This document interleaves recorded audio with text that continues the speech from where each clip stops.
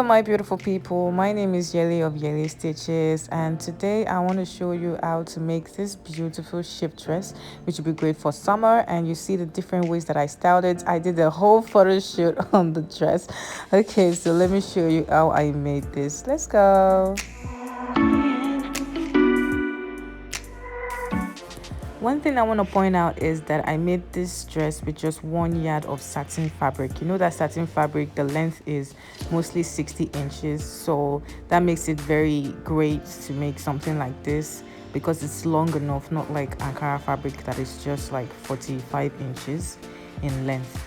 All right, so the first thing is this: I folded my fabric into 4. I have just 1 yard, so I just folded my 1 yard into 4, and then I folded in such a way that I have enough to measure the circumference of my hip divided by 4 with extra. Just try to make sure that you have that in mind when you fold your fabric into 4 to make sure it is enough for your measurements. All right, so the first thing is I measured 3 inches and I measured 5 inches, and I went below the shoulder for my shoulder slant, which I took all the way to the end of the fabric. Then the length from the 3-inch mark down there was about 7 inches, which would be great for the sleeve length that I want. So if you want more, you have to use more fabric for that. I'm sorry. All right, so I went down by 7 inches. If your sleeves are going, you need it to be wider, you can go down by 8 inches, 9 inches. Then at that point I went in by 2 inches, and that 2 inches sort of like coincides with my bust apex, which is 10 inches from the top of my fabric, and the circumference of my bust divided by 4 plus 2 inches because you want the dress to be a little bit baggy on you. So I drew a curve from my sleeve side down to the bust line that I just picked. So what I did was to divide my bust into 4, and I added 2 inches for my allowance. Okay, so the next thing was to go down to my waist side. Now I'm putting in this step for everyone who wants to sort of like give it a little bit of shaping, but I don't want to shape mine, but I'm just showing you, just in case you want to shape it, you divide your waist measurement into 4 and add 2 inches to it. That's if you want to shape it. Then you just join the curve from there and join it down to your hip line, or to the side of your hip. So from my waist to my hip is 9 inches, and at that point I divided my hip into 2, added 2 inches. And so you see, if you want to give it a curve, you just join it from that waist, from the bust to the waist and down to the hip. But I did not want to do that, so instead of doing that, I just used the same measurements that I used for my bust, and then I put that in instead. So if you want to put the shape in, you just do it the way I showed you earlier. So I just put in my bust measurement, drew a straight line from the top to my hip, and then I take it down to my waist measurement, and then at the bottom I just use the same measurements on my hip and draw it a straight line down there. Okay, so that is how I achieved the whole cutting out of this nice shift dress that I'm showing you now. So the length that I want to use is about 36 inches. From the top I measured 36 inches to the bottom, because this is like a shift dress / top. So if you want it to be longer, use like 40 inches, 42 inches, depending on the length that you want. And so I cut out all my lines out like you are seeing me do right now, and then after cutting, it's almost time for us to sew, but we still have to cut out the pockets and do something to the sleeve area. So one thing I forgot to mention was the neckline. So for the front neckline, you need a distance of 4 inches by 4 inches, or you use a 4-inch by 4-inch measurement for the front, and for the back use a 4-inch by 1-inch measurement.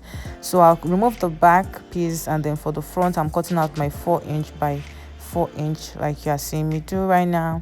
So for the front is 4-inch by 4-inch, and for the back it is just 4-inch by 1-inch. You can make it wider if you want, but I'm making it small like this because I want to create a slit at the back that will help me to be able to wear it over my head even easily. So I am going to create the slit at the back that I want right now. I want it to be a little bit straight and a little bit curvy. So I go down from my 1-inch depth already, and I go down by 4 inches, and then I just split it into 2 like so.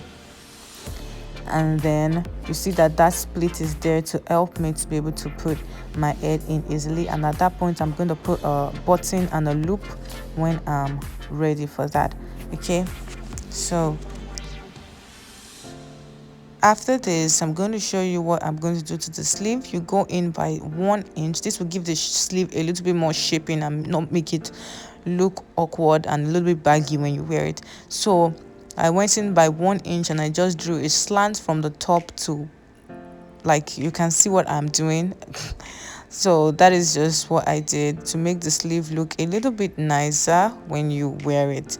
Okay, so that is the last thing you need to know about the sleeve. So the next thing we're going to talk about is pockets. So I'm leaving these pockets on here for I'm leaving the pattern on here for a while, so you can take a screenshot of it if you want to take a screenshot of it. I labeled every angle of it. This is the pocket pattern that I am using for this particular shift dress. You see the 6 inches, the 7.5, the 10 inches, the 5 inches, and the 8 inches. Okay, so that is the pocket pattern that I use. Now, using this pattern, I'm just going to place it on my fabric. Remember that my satin fabric, I have expired it. I have used it all, so now I just have to borrow this black satin fabric as my pockets. Okay, so you can borrow the black satin fabric as your own pocket too, or any other satin fabric, or any other fabric actually, for your pockets. All right, so for the front neckline, I folded it into 2 and then I ironed. I told you all I'm turning a new leaf. I'm ironing my work now, so I folded it into 2, I ironed it and I pinned it so it will be easy for me to sew with it. Now for the back, remember I said I wanted it to be a little bit curvy there, so now I want to cut out my curve to give it that nice curve. I don't want it to be just straight there and look boring, so I just wanted to curve out a little bit. So I'm going to use my scissors to curve it out a little bit. And that scissors was really not nice. It did not want to blow on camera. The next step after that is finishing that particular bag that I just cut out. So I got a bias strip for my satin fabric, the remaining, and then I just used it to finish the back of the curve, or I just used to finish the curve that I just finished cutting out. All right, so now I'm just going to I'm showing you that I'm putting my button and my loop at that place. So the next thing, I'm going to fold it in. I know I said I turned a new leaf with my ironing, but this one I just wanted to try my luck to see if I'll get it correctly without bothering to iron. And I did get it correctly without ironing and pinning it. But please don't be like me, iron and pin the back so that you can easily sew your neckline, because that is very nice to always have a nice finished neckline. Okay, so I'm folding the other side also, and then I am sewing the neckline all the way down. I'm so sorry guys if I'm talking gibberish or I'm talking somehow. I'm not feeling too well, but you know, the show must go on. I must make my fans happy. That is why I am here. All right, but I'm taking care of myself, so don't worry about me. I'll be fine. I'm a champion. All right, so I'm showing you again where I'm going to put the button and pin, but it's not time for that yet. Okay, so I'm showing the front. I pinned and ironed this one. I was a good girl on this one, so I pinned and ironed this one, and I'm sewing it smoothly. You see the way I'm sewing it smoothly and removing the pins on the front neckline. This one was way easier to sew because I ironed and pinned it compared to the back that I just sort of like winged it. All right, so you see the front neckline is all fine. You can iron it again to even smoothen it some more. I'm removing all the loose threads. So after that, I'm going to show you a way to make your work neat both inside and outside. So you see what I'm doing? I am sewing on the right side, not on the wrong side like we normally do. I'm sewing on the right side first. Okay, after sewing on the right side like I'm showing you, then I'm now I did it for the second side to reiterate my point, I guess. So I'm sewing my shoulders together. Yes, the shoulder and sleeve part together. That's what I'm sewing right now. And I am sewing my right side together. Right side, not the wrong side, or not the wrong side that is showing. The right side together is what you are seeing right now. And so I'm going to then turn it inside out and then now sew on top of that with a 0.5 inches allowance again. All right, you will see the end product of what I'm doing now. because I want the inside and the outside to be neat, because there is no lining. So you see that the outside is neat. I'm going to remove all the stray threads, all these threads that I want to show on national television by force by fire. I'm removing all of them. And then you see the inside is neat and the outside is also neat. So now I'm removing all the thread on the other shoulder as well, and I'm going to repeat the same process. Fold it in and sew it with a 0.5 inches seam allowance. That way your inside and outside will be matching for the will be looking neat on you, I guess. Yeah, they'll look neat on you anyway. So you see that outside is neat and the inside is also neat. So that's a nice little trick for when you don't have lining for your fabric and you want both sides to be neat. Now at this point, instead of joining it like this, I realized for the newbies it is better for you to hem your sleeves first. Like hem your sleeves first before sewing it all the way down. I sewed it all the way down and then I hem my sleeve at the finish point, but you should probably hem your sleeves first before joining the sides down. Okay, so I'm repeating the same process that I did before. I'm sewing my right sides together, or wrong to wrong, and sewing on the right side instead of on the wrong side, and then I'm sewing it all the way down. Now at that point, 2 inches below your waistline is where your pocket is going to start, and then I left a 6 inches space for my pocket inside, and I just sew all the way down. Again, 2 inches below your waistline is where your pocket is going to start. 2 inches below your waistline where your pocket is going to start, and I left 6 inches for my pocket inside, and then I sewed all the way down. All right, so now I am going to make my knit stitch. That's what I'm going to call it now, my knit stitch, so that my inside and outside will look good on me without lining. All right, so I'm sewing it to my pocket inside, and then I'm sewing it all the way down as well. So my inside is neat, or the inside of my dress is neat, and the outside of my dress is also neat as well. Okay, so that is that about joining the sides, and I joined the 2 sides. Now you see the way it is neat inside and it's neat outside at the same time. Okay, so the next thing now that I want to do is to insert our pockets. So I'm going to sew my nice pockets, that I made with my pocket pattern, and I'm going to leave a 0.5 inch space. I'm going to leave a 0.5 inch space at the end. So I'm not going to sew all the way down. You see the pattern I'm sewing, I'm just leaving 0.5 inches space. I'm going to show you what the 0.5 inches space look like, because it might not be obvious now that the way I am doing, what I am doing. Okay, so this is my pocket. I left, you see the 0.5 inches space. That's what I'm showing you right now. I should probably zoom it a little bit in so you will see it. I will zoom it in. All right, so at that insert, I'm going to open my pocket at the 0.5 inches. You see, I zoomed it in for you guys. I'm always there for you. I'm there for you. All right, so I just open it up at that place. I hope you can see what I'm doing. And I tried to use pin to pin it up because I wanted to be a good girl. But last you see I'll remove the pin again, because pin is just not my way. I don't get it. I don't know why pin doesn't just want to work for me. It should work for me. Oh God. Anyway, so I'm going to just sew from that 0.5 inches that I spread out. See the way I spread out the 0.5 inches of my pocket to the place my pocket starts from, and then I just sew. Maybe I should stop talking so I'll stop distracting you, so you can just see what I'm doing. Jejely.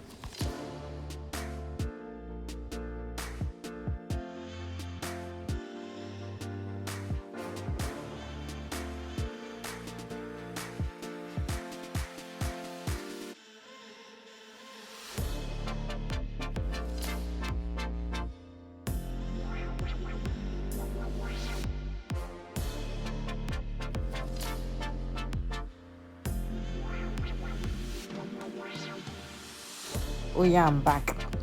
I know you missed my voice, but you see that tiny space that you are seeing now, we need to close it up. Because that space is not supposed to be there. So what we're going to do is just stitch our lines to just about 0.5 inches to the beginning of the pocket. You see, from about 0.5 inches to the beginning of where the pocket started, to our main stitch on the fabric or on the dress itself, and that is it. We have inserted our pocket just like that, simple as ABC. If you did not get this particular process, please ask me questions about it in the comment section. You know me, I'm always here for you to answer all your questions. Any question that you have, I have it to answer.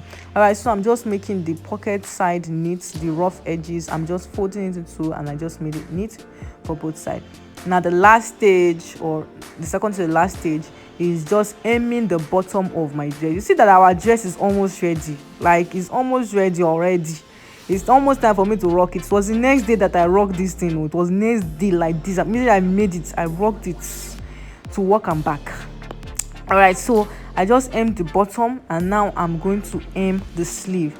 Now this part, I already told you should probably hem your sleeve before joining the side, because it's not easy, or it wasn't easy, or it is never easy to hem your sleeve after joining the side. It's not easy. Like if you try it, you will understand what I mean by it's not easy.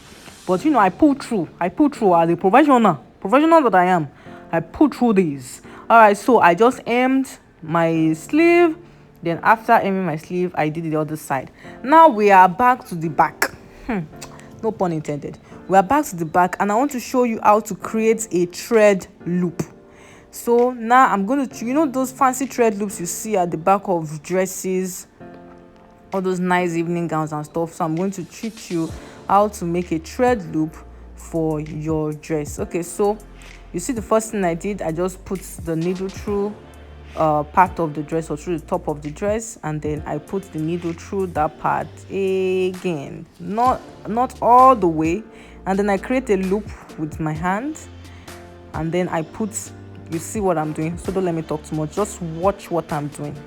That's the way I create my loop. Loop, put thread in, loop, put thread in, loop, put thread in. Okay, loop, put thread in. I just try to check if the loop that I made is already big enough for my button. So loop, pull thread in, loop and pull thread in, loop and pull thread in, loop and pull thread in. And when you think your loop is long enough, just put your needle through the loop, and that's the end. It's going to stop the loop from unraveling. And then I just put it in to the other side to make a nice circle. You see, my loop is ready, a nice circle for my button, and then I stitch it right up. Okay, so that is what I did. If you have any question on this, please let me know in the comment section below, and I'm here to help you out with it. All right, so I put in my button, my nice pearl button. I'm going to put all the links to all the materials that I use, the button, the fabric, everything like that. I'm going to put the link to everything below, so you can also make it for yourself. I know this fabric is very beautiful, just saying. Okay, so you see, it is ready, my dress is ready. All right, thank you very much guys for watching. I hope you enjoyed. Please don't forget to give this video a thumbs up, subscribe if this video has been of any value to you, and please put on your notification bells. Bye.